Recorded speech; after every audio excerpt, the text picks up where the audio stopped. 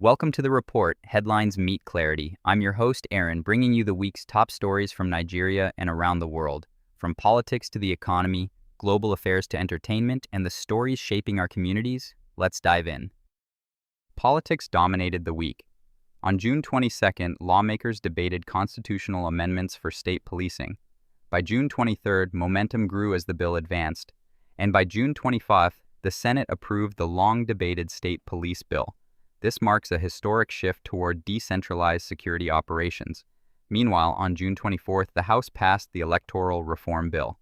The reforms introduce stricter campaign finance rules and digital voter verification. These changes aim to strengthen Nigeria's democracy ahead of the 2027 elections. Finally, lawmakers demanded accountability from the Ministry of Defense. Rising security expenditures were questioned, with calls for clearer oversight. The economy told a story of resilience under pressure. The Naira weakened steadily, 1,740 Naira per dollar on June 22nd, 1,745 Naira on June 23rd, 1,750 Naira on June 24th, and 1,755 Naira by June 25. Inflation fears grew as households and businesses braced for higher costs. Yet the stock market showed strength. Gains of 70 billion Naira, 65 billion Naira, and 80 billion Naira were recorded across the week. 300 billion Naira in value.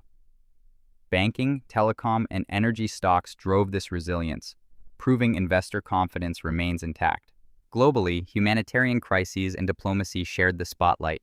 In Sudan, the UN issued repeated appeals for urgent aid. Famine conditions loom if international support does not arrive quickly. Urgent humanitarian aid is highly needed. In Gaza, the UN renewed calls for an immediate ceasefire. Humanitarian conditions continue to deteriorate. On the diplomatic front, Washington and Beijing moved closer on technology export guidelines, and Washington with Brussels finalized a digital trade agreement. It's a new standards for data flows. These moves signal cautious optimism in global trade relations. Entertainment and sports brought vibrancy to the week. Tiwa Savage announced her new album for August. Davido's global tour tickets sold out within hours, and Burna Boy revealed plans for a September stadium concert in Lagos.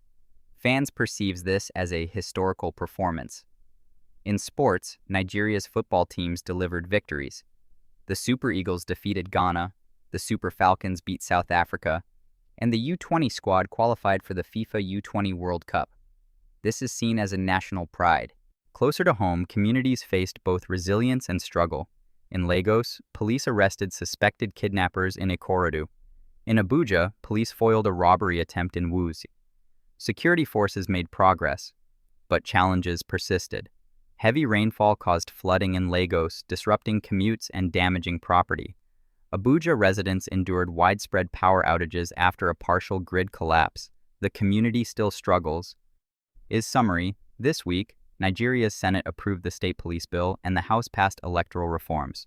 The Naira weakened to 1,755 Naira per dollar, but the stock market gained over 300 billion. Globally, the UN appealed for aid in Sudan and Gaza, while the US and EU finalized a digital trade pact. Afrobeats stars Burna Boy, Davido, and Tiwa Savage thrilled fans, and Nigeria's football teams secured victories. Communities saw both resilience and struggle, with police foiling crimes and residents battling floods and outages. That's the report. Headlines meet clarity. Thank you for joining us for this weekly roundup. I'm your host, Aaron, produced by Abigail Iyadi, wishing you clarity and confidence as you head into the weekend. Before we wrap up this week's edition of the report, Headlines Meet Clarity, I'd like to hear from you. Your perspectives help shape the clarity we deliver. First, in politics, the Senate has approved the state policing bill. What's your take on this development, and what changes do you expect once implementation begins? Second, in the economy, the Naira weakened further, closing at 1,755 per dollar as of June 26th. How has this affected your purchasing power and daily expenses? And finally, in sports, Nigeria's football teams delivered victories. The Super Eagles defeated Ghana, the Super Falcons beat South Africa, and the U20 squad qualified for the FIFA U20 World Cup. Which player impressed you the most? Your feedback matters. Share your thoughts with us in the comments section, and together we'll keep building clarity from the headlines.